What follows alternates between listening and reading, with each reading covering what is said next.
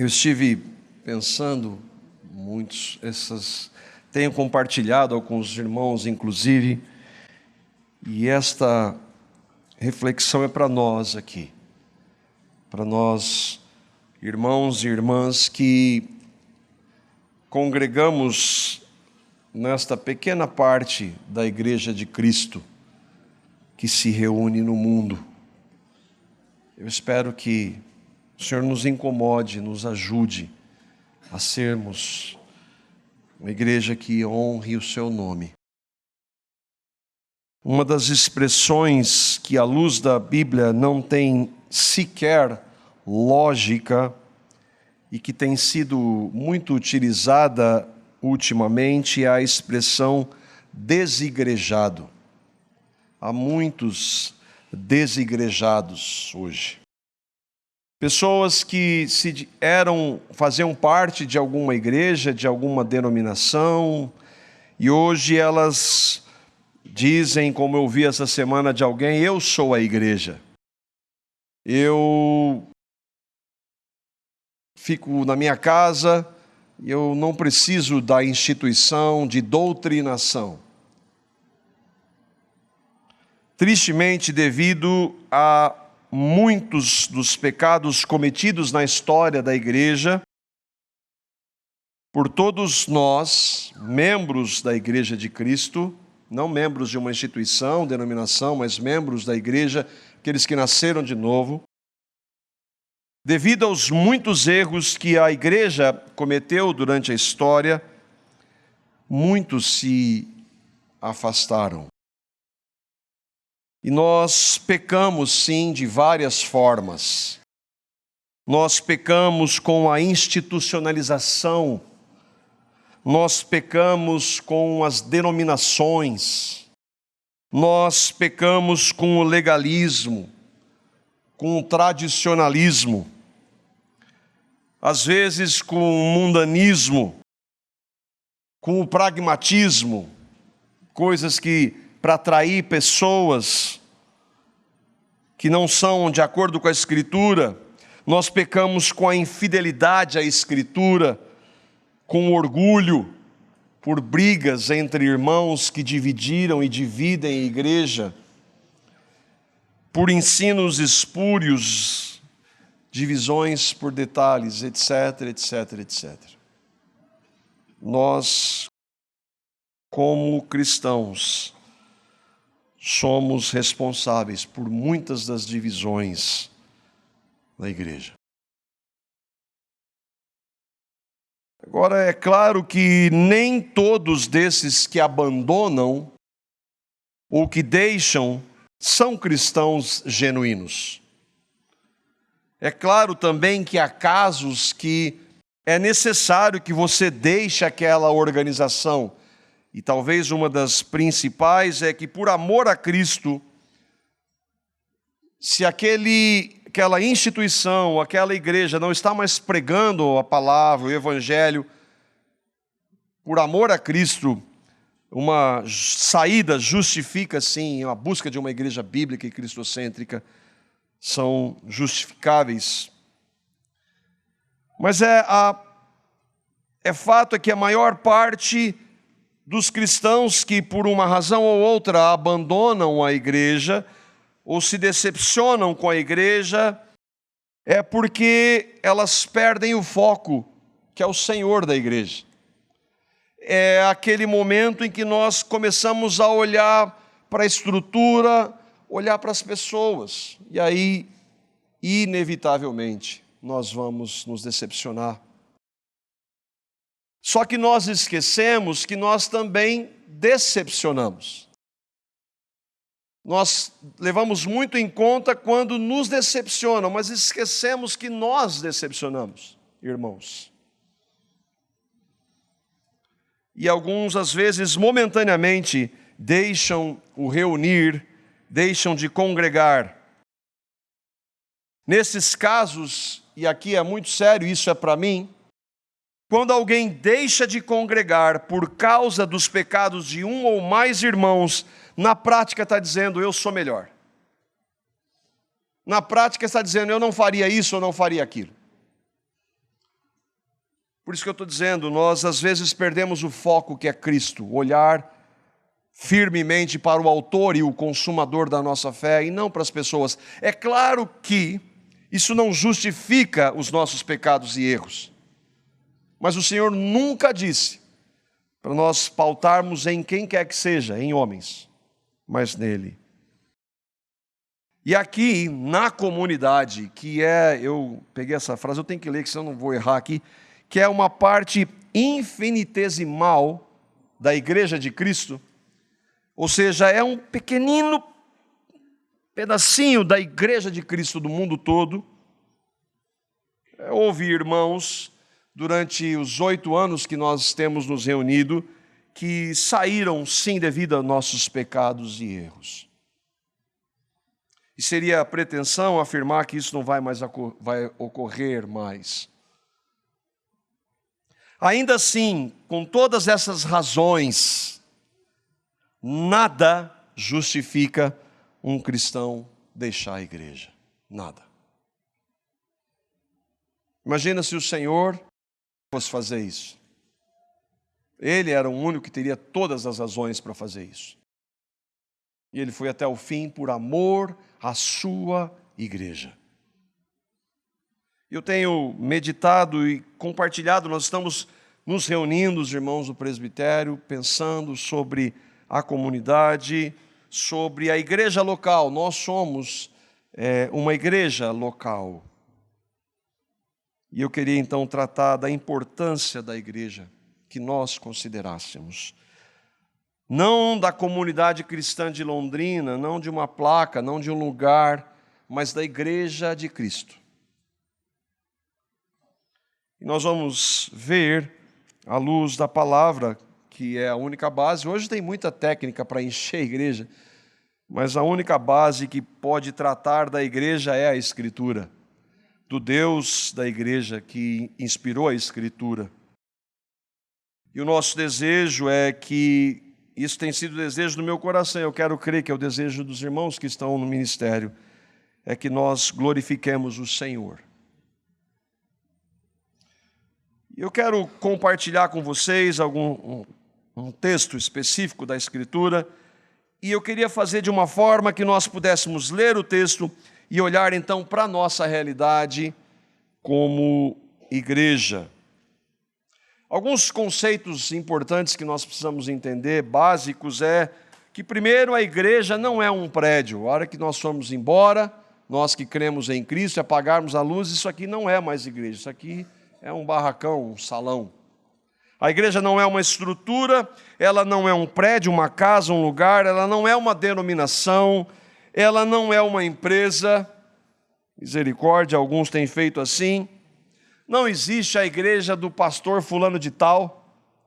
Eu vou na igreja do pastor tal. Ou a minha igreja é a de tal, a minha é a denominação A, B ou C. Isso não existe à luz da Escritura, ainda que nós erroneamente usemos essas expressões. Mas o que significa, então, a palavra igreja? E aqui a gente tem ela no grego, de onde ela vem, eclésia. Por que no grego? É para mostrar que você tem conhecimento? Não, é porque porque o Novo Testamento foi escrito em grego, então nós pegamos a palavra e ela mostra já na sua raiz o que ela significa, chamados para fora. E aí nós podemos entender, chamados para fora, no que hoje, por exemplo, o irmão Jairo trouxe, chamados para anunciar Cristo para o mundo todo implica no meu e no seu vizinho, ou em outros lugares, ou chamado para fora desse mundo, para a igreja, para o corpo de Cristo. Dependendo do contexto, a palavra igreja na Bíblia, ela pode significar uma assembleia. A assembleia é a reunião, não a assembleia, a denominação, mas uma assembleia, a reunião de cristãos, uma congregação, uma reunião de cristãos. Ou a igreja, às vezes ela vai aparecer, dependendo do contexto na Bíblia, ela vai aparecer a igreja como todos os cristãos em todo o mundo. É importante a gente entender que a igreja é de Cristo. Ele diz, eu edificarei, e ele foi bastante taxativo e exclusivo, a minha igreja. E as portas do inferno não prevalecerão contra ela, porque é de Cristo. Se fosse nossa, com certeza, nós teremos problemas. E ela é, portanto, se é de Cristo, ela é a igreja de Deus, como nós vemos em Atos, quando Lucas escreve para os presbíteros pastorearem a igreja de Deus. E aí a seriedade disso, quando nós presbíteros, irmãos presbíteros aqui, é pastorear a igreja de Deus. É muito sério e misericórdia quando nós pensamos assim. Outra realidade é que só há uma igreja. Ainda que tenha nomes, como nós vimos, placas, nomes não foram instituídos pelo Senhor. Há uma única igreja, que são todos aqueles que creram em Cristo em toda a história. Mas essa igreja, ela pode se manifestar como grupos ou igrejas. No caso, quando Paulo escreve as igrejas da região da Galácia, por exemplo. A igreja pode estar na cidade, como Paulo diz aos irmãos de Corinto, a igreja de Deus que está em Corinto. A igreja pode se reunir em uma casa, como ele também diz, o Senhor nos saúdam aos aqueles irmãos Áquila e Priscila e a igreja que está na casa deles. Ou ela pode se reunir num lugar especial, ainda que o templo aqui, que a igreja se reunia, não era o templo como igreja, porque era o templo que Deus estabeleceu para o povo judeu, e que o Senhor mesmo depois vai destruir aquilo. A igreja pode se reunir num lugar especial, feito como nós temos aqui, mas isso aqui não é espiritual. E até numa sinagoga a igreja pode se reunir, como Paulo ia nas sinagogas e pregava Cristo. A comunidade é parte, é uma das igrejas que se reúnem hoje no mundo. E eu queria então, antes de nós entrarmos propriamente no texto, que nós vamos ter como base, que é esse texto de Atos, capítulo 2, versos 42 a 47, algumas definições muito importantes para nós. Nós vamos tratar desse texto como referência para nós nos examinarmos, nós como comunidade, examinarmos como temos caminhado dentro da palavra, se nós temos obedecido ao Senhor. Mas eu quero abrir um parênteses aqui que é muito importante. Para alguns irmãos, especialmente os irmãos pentecostais, não todos, mas uma boa parte, o livro de Atos é um escrito que ele é normativo, ou ele é prescritivo para a igreja. O que significa isso? Significa que tudo que acontece ali tem que acontecer na igreja em todo o tempo, em toda a história da igreja. Tem que ser obedecido. E aí nós temos alguns problemas para compreender dessa forma. Primeiro, se nós olharmos para toda a carta, eu estive lendo um irmão que levanta pelo menos 40 perguntas nesse sentido, e ele faz algumas. Por exemplo, se Atos é prescritivo, que é uma ordem para que a igreja siga em todo o seu tempo, então nós podemos fazer como os apóstolos que escolhem Matias por sorteio. Então agora, os presbíteros, nós vamos sortear quem vai ser e quem não vai ser. É assim que a igreja elege os líderes, os presbíteros hoje. Capítulo 2, quando o Espírito Santo veio, ele veio como um vento, um som de um vento, línguas de fogo. Isso acontece hoje, tem que acontecer hoje para que haja uma manifestação do Espírito Santo. No capítulo 2, esse que nós vamos ver, os crentes, nós vamos ler esse texto, eles vendiam as suas posses e bens para dar aos necessitados, eles abriam mão de tudo que eles tinham. Isso é, a partilha daquela forma é obrigatória, aquilo é um mandamento para a igreja. Capítulo 5, Deus pune Ananias e Safira. Vocês lembram o que eles fizeram? Ananias e Safira venderam a sua propriedade e mentiram no valor que eles deram, e sabe o que Deus fez, né? Matou os dois. Imagina se fosse assim hoje. Deus ainda age dessa forma na sua igreja, porque ali era a igreja, e eu creio que Ananias e Safira eram, essa é uma posição minha, o texto não diz, mas que eles eram irmãos. E pecaram e foram punidos pelo Senhor. Pedro e João curam um aleijado que está pedindo dinheiro. Um homem está lá paralítico, na entrada do templo, e eles, olha, dinheiro eu não tenho, mas em nome de Jesus levanta. Isso é para acontecer hoje?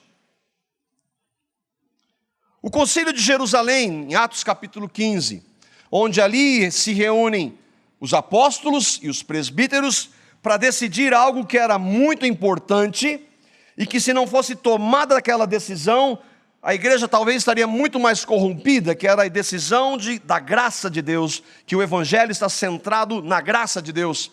Isso significa então que hoje nós podemos montar um concílio com outras igrejas e definir o que é o que não é. E nós poderíamos ver vários outros exemplos, considerando especialmente que até aquele momento em Atos, nenhuma das cartas que Paulo escreve, que João escreve, que Pedro escreve, eles tinham acesso, como nós temos hoje. Nós não cremos que Atos é normativo. Por outro lado, alguns irmãos aí com quem nós nos identificamos, reformados, vão dizer que Atos é apenas um livro histórico e descritivo.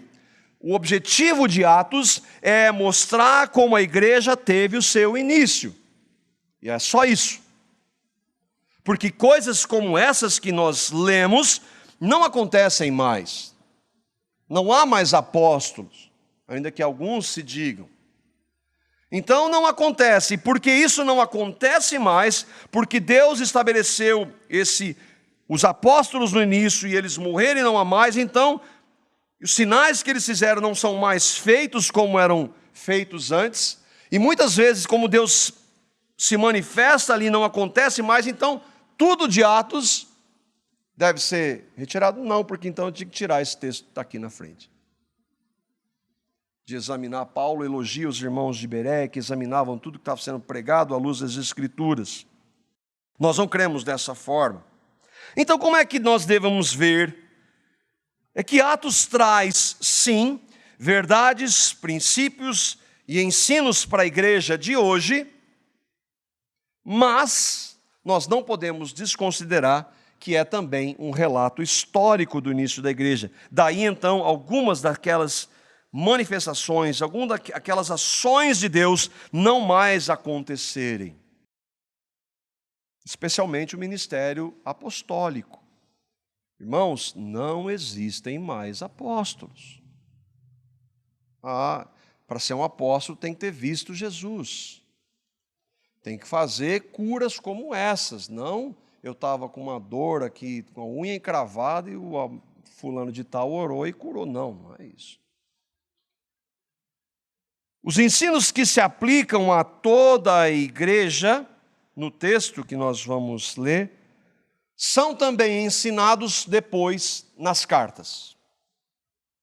O que nós vamos destacar do texto que nós vamos ler, são ensinados de maneira clara nas cartas e pelo próprio Senhor nos evangelhos. Então, esses são para a igreja em toda a história. Para nós e aqui então eu fecho o parênteses aqui da compreensão de Atos, que é importante nós termos. Para nós nos localizarmos na passagem, Jesus andou 3 anos com os seus apóstolos.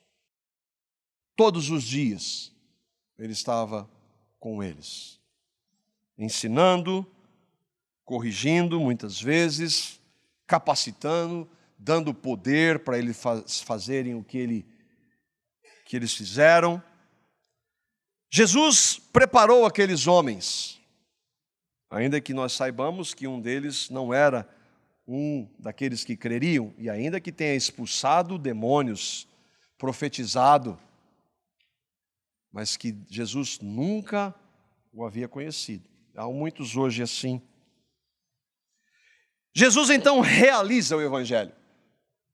Ele morre e ressuscita pela igreja. E ele então ordena aqueles homens que esperem o Espírito Santo em Jerusalém. Judas então é substituído por aquele processo, que eu não consigo entender, mas é a palavra de Deus. Se está ali a palavra de Deus inspirada, e foi daquele jeito que Deus quis fazer. É substituído por Matias, um apóstolo que ninguém sabe. Não sabemos nada sobre Matias, né? Mas foi um apóstolo, um homem de Deus. O Espírito Santo vem e imediatamente aqueles homens, dentre eles Pedro, que era um covarde, começa a pregar.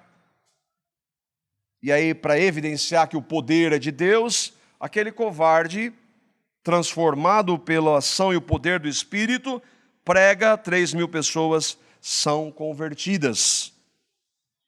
E naquele momento, oficialmente, a igreja tem o início. E aí, então, é que nós vamos ler o texto. Esse resumo mostra, então, o que acontece após a pregação de Pedro e o início aqui da igreja. Atos capítulo 2, versículos 42 a 47, diz assim: De sorte que foram batizados os que de bom grado receberam a palavra, e naquele dia agregaram-se quase 3.000 almas. E perseveravam na doutrina dos apóstolos, na comunhão, no partir do pão e nas orações. Em cada alma havia temor, e muitos prodígios e sinais eram feitos por intermédio dos apóstolos. Todos os que creram estavam juntos e tinham tudo em comum. Vendiam as suas propriedades e bens, distribuindo o produto entre todos à medida que alguém tinha necessidade. Diariamente, perseveravam unânimes no templo, partiam o pão de casa em casa e tomavam as suas refeições com alegria e singeleza de coração, louvando a Deus e contando com a simpatia de todo o povo. Enquanto isso, acrescentava-lhes o Senhor dia a dia os que iam sendo salvos. Eu quero só deixar claro aqui que isso não é uma metodologia de igreja, não é uma metodologia de crescimento de igreja. O crescimento é a partir da soberania de Deus, não é que eles fizeram a coisa certinha que a igreja cresceu. Porque alguns estão tentando defender isso. Não, faça tudo de jeitinho, aplique essas técnicas que vai encher. Não. Deus acrescentava dia a dia à igreja os que ele salvava por sua graça, misericórdia, amor, soberanos. Versículo do início aí, 41. De sorte que foram batizados os que de bom grado receberam a palavra, e naquele dia agregaram-se quase 3.000 almas. Nos versos anteriores a esse relato aqui, nós vamos ver que Pedro prega a palavra sem nenhum apelo. Ele prega a palavra, e é interessante que ele não faz apelo. Quem apela é o povo. O povo está desesperado, porque ouviu a verdade, mas não porque eles tivessem capacidade de entender a verdade, porque eles mesmos, aquele mesmo povo que está ali dizendo: que faremos, irmãos? Ele só está dizendo isso porque o Espírito Santo os levou a isso, porque há pouco tempo atrás eles crucificaram a Cristo. Eles disseram: crucificam. Então algo mudou, e o algo mudar foi uma ação de Deus por meio do Espírito Santo, que levou aqueles homens a clamarem: o que nós vamos fazer? E Pedro diz: arrependam-se e sejam batizados. Não houve apelo. Aqueles homens e mulheres, 3.000 pessoas, movidos pelo Espírito, se arrependem. E ao se arrependerem, aqui a gente já vê um princípio e um dos sacramentos da igreja, o batismo, eles então são batizados. Por que eles fazem isso? Porque em Mateus capítulo 28, versículo 19, o Senhor deixou essa ordem para eles de batizar. Mateus capítulo 28, verso 19. Jesus havia dito para eles: portanto, ide, fazei discípulos de todas as nações, batizando-os em nome do Pai, do Filho e do Espírito Santo, Trindade. Deus encarnado manda batizar em nome do Deus Pai, do Deus Espírito e do Deus Filho.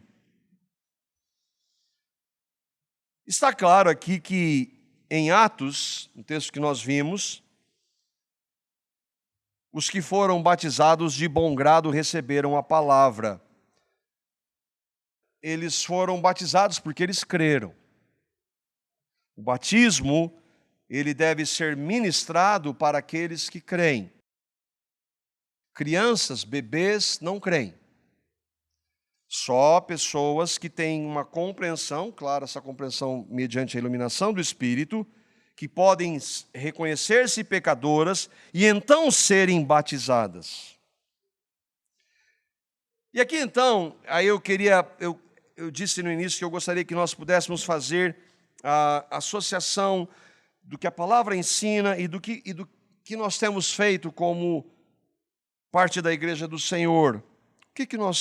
Como nós temos procurado obedecer a esse ensino, a este sacramento.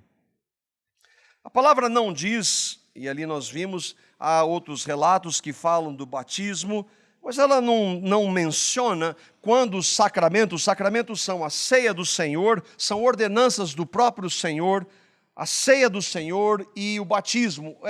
A Bíblia não diz quantas vezes elas devem acontecer. O batismo nós sabemos que é feito uma única vez.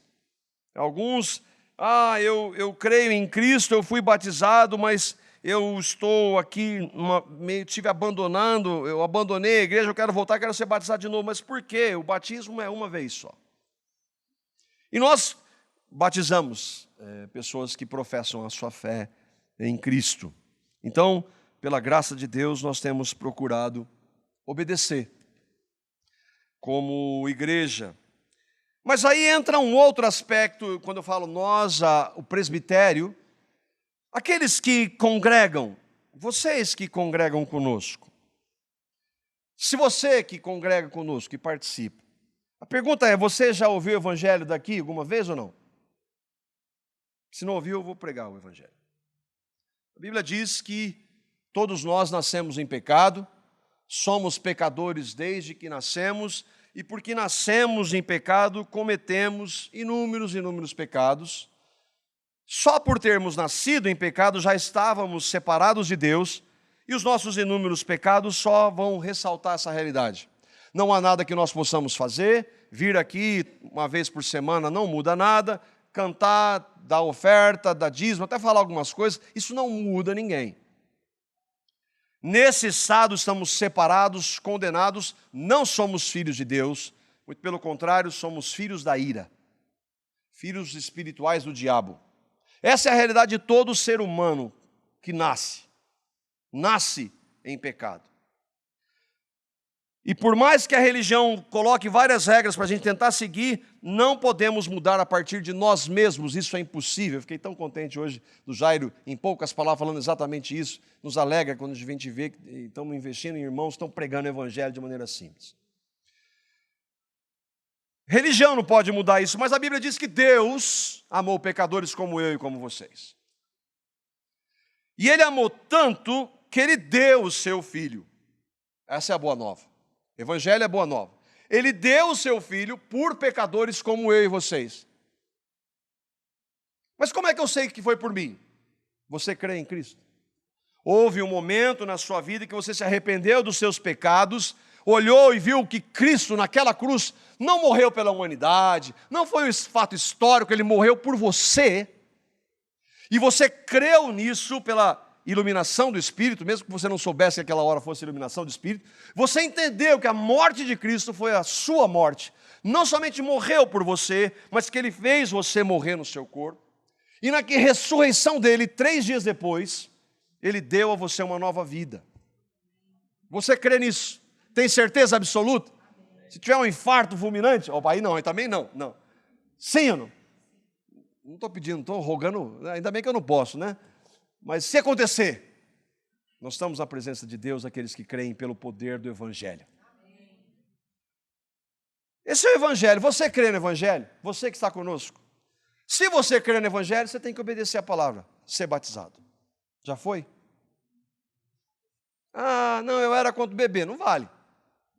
Não vale. Você creu em Cristo e então você deve ser batizado. Você já foi? A nossa parte é batizar. A parte daqueles que creem é serem batizados. Por quê? Porque a religião diz, não, porque Cristo é a minha vida. Eu quero dizer para os outros, Cristo levou sobre si os meus pecados. Naquela cruz ele me incluiu. Então, no batismo por imersão, que simboliza o que Cristo fez, eu quero mostrar que eu estava lá em Cristo.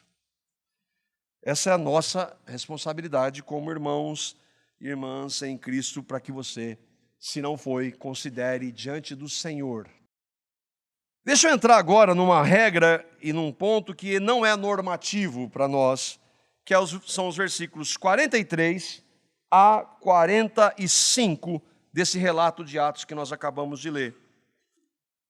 Diz assim: naqueles irmãos, aqueles 3.000 que começam a igreja, que foram batizados, em cada alma havia temor, e muitos prodígios e sinais eram feitos por intermédio dos apóstolos.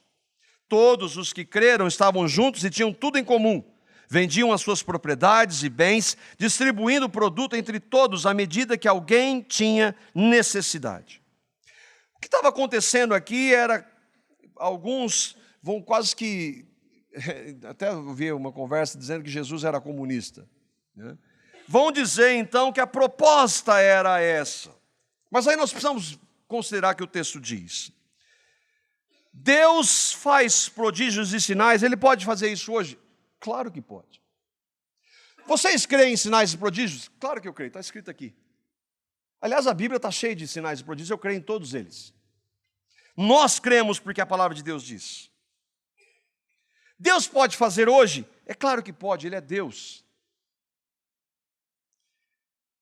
Agora, Deus vai usar apóstolos hoje? Não, porque não há mais apóstolos. Há homens que tinham todos os dons como eles tinham? Não, não há. E o ônus da prova é aqueles que dizem que há. Se houver sinais como esse, onde se prega o Evangelho, onde se há fidelidade à Escritura, não há problema em crer. O ponto é que isso não acontece hoje. Não que Deus não possa fazer os milagres, mas não há como Ele fazia antes, por meio dos apóstolos. Não foi isso que nós lemos? Outro ponto. A igreja local deve ajudar irmãos em necessidades? Nós cremos? Absolutamente. É papel da igreja nos ajudarmos, irmãos e irmãs em Cristo. É papel de ser sal e luz para o mundo, mas principalmente para os da família da fé. Nós cremos que nós devemos então vender tudo que nós temos e colocar aos pés dos presbíteros? Isso podia ser. Porque eram isso que fazia? Vendiam as suas propriedades e colocavam aos pés dos apóstolos. Ah, mudou agora ao pé? Não, não é. Um dos pontos, irmãos, é que isso aqui não é uma ordenança. Não há uma ordem para fazer isso. Tanto que aconteceu com Ananias e Safira, o que Pedro disse? Se você ficasse com a propriedade, era sua. Ninguém mandou você fazer isso. É verdade ou não é? Então não é normativo. Agora, o que é normativo? Que a igreja ajude aqueles irmãos na igreja local que estão passando por necessidade. Dito isso, versículo 42. A igreja perseverava na doutrina dos apóstolos. Se nós pegássemos só isso para analisar tudo que está acontecendo aí, nós não precisaríamos ficar vendo se há ou não sinais. Nós não precisaríamos, porque muitos que se dizem evangélicos não estão andando de acordo com a doutrina dos apóstolos. E esse é o fundamento para uma igreja bíblica, para uma igreja saudável. A igreja local jamais pode abandonar o ensino dos apóstolos. Porque é deles? Não, porque eles aprenderam de Cristo. Porque o que eles ensinam na Escritura que nós temos hoje, que naquele momento eles não tinham, foi inspirado pelo Espírito Santo. Homens santos de Deus escreveram pelo Espírito Santo, por meio da ação do Espírito Santo. Nós não nos pautamos em Pedro. Pedro era um pecador, mas Deus usa pecadores, como Pedro. E usou para escrever a sua palavra. Mas não é Cristo o fundamento da igreja? Sobre o que o Senhor disse sobre esta pedra, Pedro, eu vou edificar minha igreja. Era Pedro? Claro que não. Era o que Pedro disse: tu és o Cristo, o Filho do Deus vivo. Sobre essa pedra. É Cristo o fundamento? Sim. Qual o Cristo? O Cristo das Escrituras. Não dá para desvencilhar um do outro. De onde vem a doutrina dos apóstolos? Mateus, nós vemos o versículo 19, vamos ver o versículo 20 de Mateus 28. Jesus não disse: ide por todo mundo, fazer discípulos, batizando-os, e aí o que ele diz? Ensinando-os a guardar todas as coisas que eu vos tenho mandado. Então, o que Paulo depois escreve nas suas cartas, o que João escreve, o que Judas escreve, o que Lucas escreve, é ensino de Cristo na pessoa do Espírito Santo, inspirando aqueles homens. Por isso, as cartas são o mesmo que Jesus ensinou. Os apóstolos ensinaram o que o Verbo encarnado mandou diretamente e o que o Espírito Santo inspirou, a palavra escrita. Não há mais apóstolos, não há mais novas revelações, então essas são as bases para a igreja, a igreja protestante esqueceu disso, só Cristo e só a Escritura, 2 pilares. O texto continua, e depois nós vamos examinar a nossa realidade. Perseveravam na comunhão, no partir do pão e nas orações. Diariamente, perseveravam unânimes no templo, partiam o pão de casa em casa e tomavam as suas refeições com alegria e singeleza de coração. A igreja, ela tinha comunhão, a primeira palavra. A palavra koinonia. O que significa? Havia união, havia ligação entre os irmãos. Havia unidade.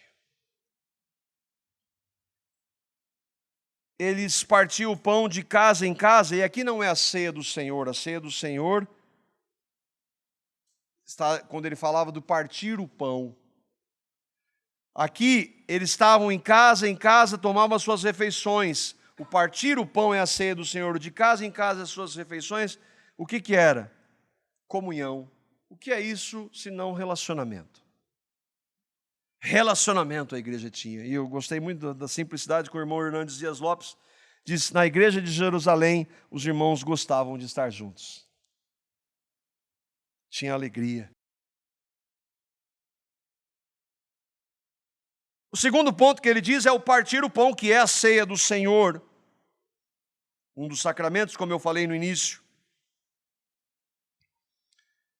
E a igreja, aí o outro ponto é orações. E a orações no plural aí era que a igreja orava junto. Nós estávamos fazendo isso há pouco. Um grupo pequeno perto do que a gente tem aqui. A igreja orava junto. É claro que há aquele momento que o Senhor Jesus disse: olha, que você for falar com o Pai, entra no seu quarto, fecha a porta, fala com Ele em secreto. Mas Ele não está dizendo, em hipótese alguma, que nós não devamos orar juntos. Elas andam juntas. Talvez haja poucas pessoas orando na igreja porque não há um momento a sós orando com Deus. É muito provável. Mas nós precisamos orar junto. Irmãos, olha a frequência. Vamos ser normativos? Diariamente. Todo dia, não é? Não precisa ver o que no grego isso significa. Todo dia. Isso não é normativo, mas é um princípio, irmãos. Como nós, diante desse relato, temos procurado? Primeiro, que a ceia do Senhor, nós a celebramos novamente. A palavra não estabelece, alguns irmãos fazem a ceia toda semana, outros mensalmente como nós. Nós celebramos a ceia do Senhor, é uma ordenança que o Senhor trouxe para nós e nós devemos. E daí então, para os irmãos que congregam, irmãos, se é uma vez só, isso devia ser prioridade para você. Porque foi Jesus, não foi a gente que inventou isso. Foi o Senhor Jesus que mandou que nós ceássemos. As orações, como é que nós...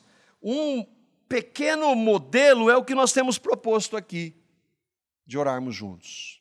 Você chegar um pouco antes, eu não sei orar, eu tenho vergonha de orar em público, não precisa. Não precisa. Venha, esteja conosco em silêncio, dizendo amém, não precisa nem falar audivelmente, concordando com a oração dos irmãos que estão ali.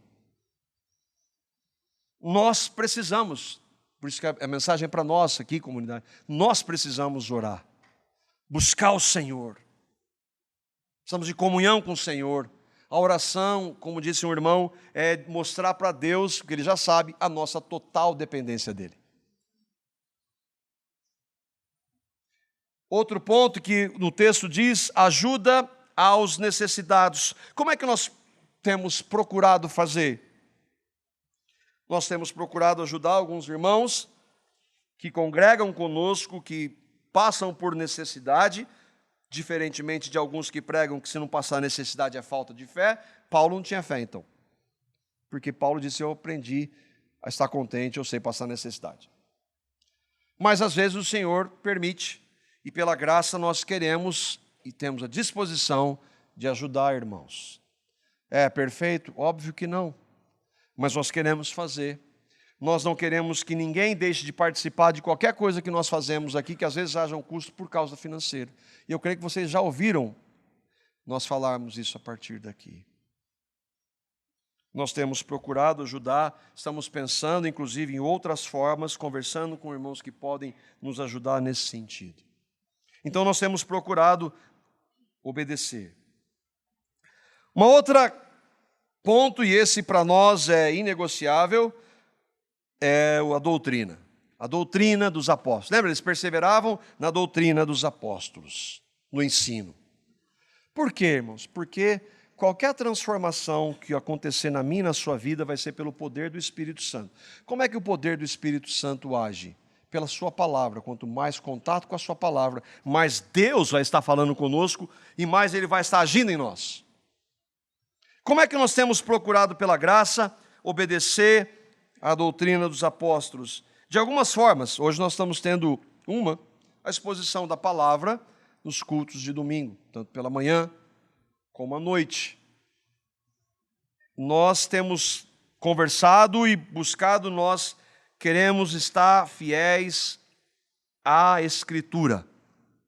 Não temos nada para falar de nós, nenhuma novidade, nenhuma. Nós cremos num livro que está há 2000 anos pronto. E graças a Deus porque não há nenhuma novidade. Nós temos enfatizado o estudo da palavra, nós nos reunimos aqui pela manhã, às 6h30. Nós também temos enfatizado que, ainda que haja um momento de comunhão, como nós vamos ver nas casas, nosso objetivo principal é compartilhar a doutrina dos apóstolos nas casas. Nós temos reuniões quartas e quintas à noite. Nós temos aqui um grupo de irmãos que tem sido uma alegria participar, particularmente para mim, uma vez por mês, sábados das 8 até as 15 horas, onde nós sentamos e ouvimos alguns irmãos que pregam a palavra, e depois conversamos, compartilhamos, temos um momento tão gostoso de aprendizado da palavra. Está aberto para qualquer irmão que queira participar.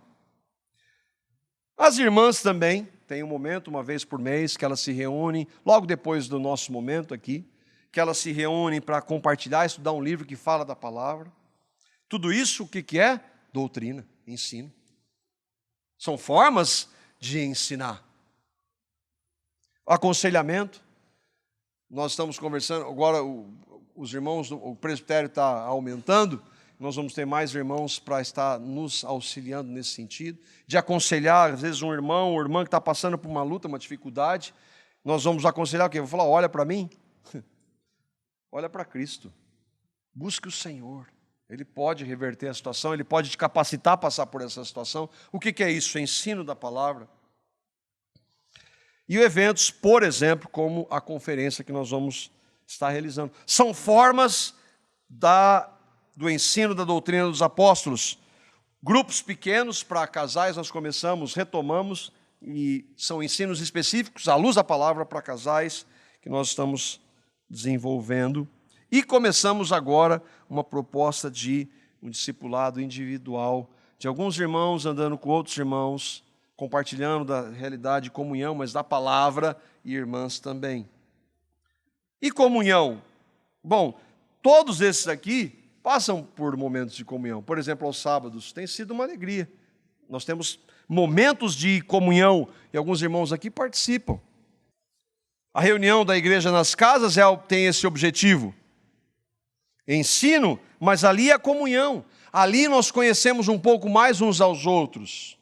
Nas necessidades, nós podemos orar especificamente. Ok? O irmão aqui até ficou triste que nós estamos remanejando os grupos, né? E aí alguns irmãos que moram um pouquinho mais longe, o irmão começou, ele estava querendo pregar para a multidão, sabe? E aí esse irmão começou o grupo na casa dele, lá queria que todo mundo fosse para a casa dele. Mas o grupo, o pessoal quer andar um pouquinho mais porque está lá se relacionando. Graças a Deus por isso. Para mim é uma alegria isso. De comunhão, de relacionamento, é uma alegria. Para a comunhão e para quebrar o meu irmão também de vez em quando. Né? Então, nesses grupos nós temos comunhão. Esses encontros que eu falei, os encontros para irmãs geram relacionamento. Nós temos irmãs aqui que tenham conversado com outros, se relacionado. Por quê? Por que você não está? Os grupos pequenos para casais, que nós vamos retomar no segundo semestre. E o discipulado, que é uma forma de relacionamento pessoal. E nós estamos conversando também entre os presbíteros. Eu tenho, pela graça, visitado alguns irmãos, e nós estamos conversando entre os presbíteros, uma forma que a palavra diz que é uma ordenança para nós presbíteros, se não quer fazer, é melhor largar o presbitério, né? Que é a hospitalidade, uma forma de atender os irmãos, e nós estamos traduzindo isso para receber e para visitar também, e a gente quer poder andar com todos de maneira mais perto, mais próxima. Nós estamos reconhecendo isso, irmãos, pela graça, que é uma necessidade para nós aqui. E nós, pela graça, queremos andar nisso. Estamos conversando e nós vamos estar, em breve, entrando em contato aos poucos com todos, para que nós possamos desenvolver esse trabalho para a glória do Senhor. Além disso, nós temos, que é um dos meios que o Senhor usa para tratar, é a participação nos ministérios. Ensino para as crianças, para os adolescentes, para os jovens, louvor, recepção, ali no ministério de divulgação, de vídeo. É claro que para isso nós temos alguns critérios. Aqueles irmãos, para que possam se envolver, eles precisam estar participando regularmente do culto. Eles precisam estar num grupo na casa, não é que tem lei, nós vamos ver. Porque como você vai saber se aquela pessoa está com um desejo ou não, se ela não participa de absolutamente nada e vem esporadicamente à reunião? São formas de nós percebermos, nós podemos errar, obviamente, vamos errar, o interesse daquele irmão ou irmã para com o Senhor, para com as coisas dele, para com o reino dele. Agora, irmãos, e aqui eu estou falando da nossa responsabilidade como presbíteros, você que congrega conosco, você tem aquela alegria de estar com a gente? Se tem alegria de estar junto, eu tenho que ir. Eu tenho que estar com a minha família. Irmãos, essa é a nossa família. Isso não é discurso hipócrita, isso é verdade. Se eu e vocês cremos em Cristo, nós somos irmãos e irmãs em Cristo. E quando vai acabar? Nunca. Nunca. Se você escolheu a comunidade, por que você não participa naquilo que é oferecido? E por que quando participa, participa tão esporadicamente? Nós não queremos ser como igreja do Senhor? Por que isso não acontece na minha vida? Não estou falando de impossibilidades. Há irmãos que não têm condição, é verdade. Mas por que você não participa? Você não tem tempo para o seu Senhor? Você não tem tempo para estar com seus irmãos em Cristo? Qual a razão? De acordo com o que nós vimos na palavra, e que nós temos procurado desenvolver, você que escolheu a comunidade como parte da igreja de Cristo, existe algum exagero no que nós estamos tratando aqui, irmãos? Se você crê de verdade em Cristo e não se envolve, o que você acha que nós, como presbíteros, devemos fazer?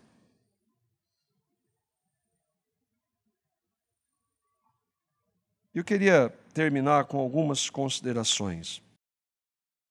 Irmãos, o nosso desejo, e conhecendo os irmãos que estão no ministério de presbitério, o nosso desejo é sermos fiéis ao Senhor e à sua palavra. Mas tem alguma dúvida de que nós vamos errar no processo? Você tem alguma dúvida disso? Você tem alguma dúvida, Kleber, Mores, Danilo, que nós vamos errar no processo? Que nós vamos errar? Alguma dúvida? É claro que nós vamos errar. Nós somos, ainda que salvos eternamente pela graça, nós pecamos, nós erramos. A igreja de Cristo, isso não é justificativo, mas é a realidade, não é lugar de perfeitos. Não foi assim nem mesmo com os apóstolos. O que dirá com a gente? E essa realidade mostra dois pontos importantes. Igreja tem 2 pontos para mim e para você. Se você olhar para o espelho com sinceridade, é claro. Perdoar, pedir perdão. É a igreja. Irmãos, nós cremos no Evangelho. Nós não fazemos isso aqui por nenhuma outra razão, a não ser para a honra e glória do Senhor, por amor ao Senhor, pregar o Evangelho. Nós não procuramos popularidade. Se o Senhor quiser trazer pessoas ou tirar, Ele é Senhor da igreja, Ele pode fazer o que Ele quiser. Mas nós precisamos uns dos outros e de toda a igreja. A igreja não é composta só de presbíteros. E nós precisamos, como irmãos e irmãs em Cristo, tratar com a verdade, com amor, graça e misericórdia. E eu creio que, pela graça, nós temos nos colocado à disposição para ouvir o que você que congrega conosco, que escolheu a comunidade, tem a dizer. Por isso, qualquer situação que houver, você pode nos procurar. Qualquer uma. Fale conosco. A gente não tem condição de ver coração. Tem alguns irmãos aqui que tinham revelação, perderam. Eu não tenho essa revelação, eu não posso ver coração. Mas o nosso desejo do nosso coração é que você compartilhe aquilo que você está vendo, aquilo que você está percebendo. Você tem o papel de nos exortar. Mas, irmãos, por misericórdia, diga para nós. Não diga para os outros. Fale com a gente. Trate com a verdade, em amor, graça e misericórdia. E assim eu creio que, para a honra e glória do Senhor, nós podemos ser parte da sua igreja, que o glorifica. Não de maneira perfeita. A igreja que vai glorificar o Senhor de maneira perfeita vai ser no novo céu e na nova terra. Nós vamos estar lá, aqueles que creem. Mas enquanto isso, o Senhor está tratando conosco. E nós estamos, irmãos, sem nenhuma hipocrisia, dispostos a conversar, qualquer coisa que você queira tratar. Às vezes algumas coisas que dissemos e não aconteceu, você pode chegar e falar conosco. Nós queremos e estamos dispostos a caminhar no crescimento e na graça do nosso Senhor Jesus. Amém?